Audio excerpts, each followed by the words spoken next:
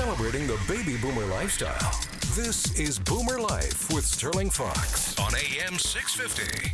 Welcome back to the program. We have a gang in studio talking retirement living, including a couple from Revera Retirement Living. Lydia Miller is Regional Director of Sales for British Columbia, chiming in from the sidelines. And from the Kensington in Victoria, Executive Director Amber Reese is also with us. And joining us from Still on the Hill, a relocation and transition specialists, Phyllis Wicken and Jackie Laverick. It's great to have the lot of you in studio here. A whole lot to talk about. You and four gorgeous women, come on. I'm the luckiest guy in the building today.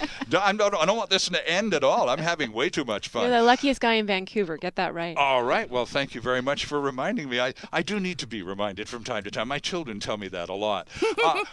A couple of quick points. I have a building for you. Sorry. Oh, do you? Yeah. Do you? Yeah, we'll talk. Well, I wanted to talk about trial stays. We mentioned this with Amber at the Kensington because you do that. We absolutely do. And all Revera communities do trial stays, whether it's White Cliff and White Rock or Crofton Manor, Hollyburn House, Parkwood right. Place. We encourage it. Yes. All right. And now a trial stay typically one would think would be like a weekend at a hotel kind of thing. But you actually say, no, that's not enough. If you really want to taste, you really want to kick the tires or test drive, to use Amber's phrase, then get in there and stick around for a while. That's right. 2 weeks, a month, and maybe after that month you'll decide, okay, can you just bring my bed, bring my clothes? I'm staying. Let's go pick out a suite. Mm-hmm.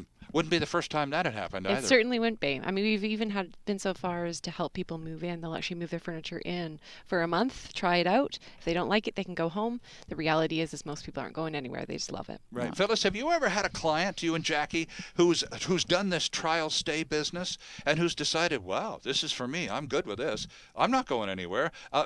Can I call you and you just take care of it and I'm just going to stay here and move? Yeah, we're the girls for that. Right? Absolutely. We have had clients that have, whether it's a health issue in one example that we had or, just to test different homes out. Right. And in each case, it's been brilliant. It sort of really kind of changed their ideas of what they thought it was like. In fact, it was always exceeded expectations.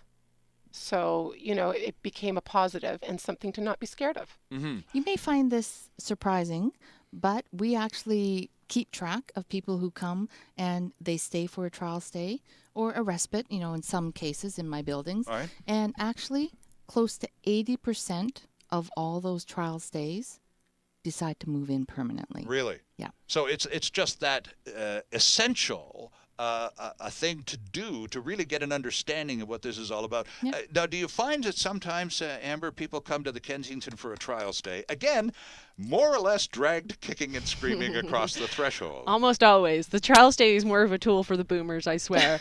Boomers need to be armed with tools in their tool belt, and that's what we do to help them, right? And when we know that we have to find out first of all if we're going to be a good fit for their parent or their loved one. And once we've determined that and that we're going to be able to help both parties, then we'll definitely set up that trial stay and we just make the experience really, really special for that person, but authentic, so they know what it's really all about. And like Lydia said, we have a strong track record of making people permanently move into our communities. Do you remember a month or so ago we had a gentleman who said, if you ever serve me blah, blah, I'm out of here, right? So we don't do mushy peas. We don't do a lot of fried foods. It's healthy, it's balanced. Right. But he repeated that like 3 times on the tour. It was funny. I'll bet. Yeah. But he and certainly he made his looked at the point. menu. I'll bet he hasn't been served that particular dreaded dish ever since he arrived either. You won't find it in the building. Not at all. But he looked at our menus. I believe he said gray gravy is what he did not want. And I can assure everybody who's listening, we do not serve gray gravy, whatever that is. No gray gravy. It doesn't sound very appetizing, sure does it? Talk to us a little bit about the tools. You said you provide boomers with tools to help convince the parents sometimes, but I think one of the things that needs to be addressed is the fact that we're not dealing with an inanimate object. You can't place your parent in a retirement community.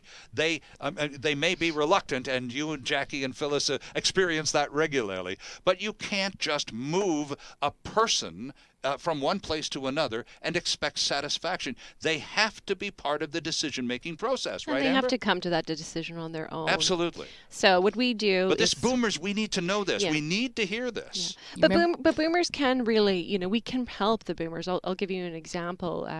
We've recently worked with a family where it was a gentleman, a man in his 80s, and he was determined to stay at home, although it was not safe. He could not literally use half of his house because of stairs. And he was determined not to move. He didn't even want to come for a tour of the building. Would not step foot on the property. I know guys like that. I'm sure we all do, right? I mean, that's the thing. Yep. So we actually happen to have a pub series. We have this once a month where we put on, we'd have different themes. It happened to be an Irish theme pub that month. So he was coming with his family to the pub.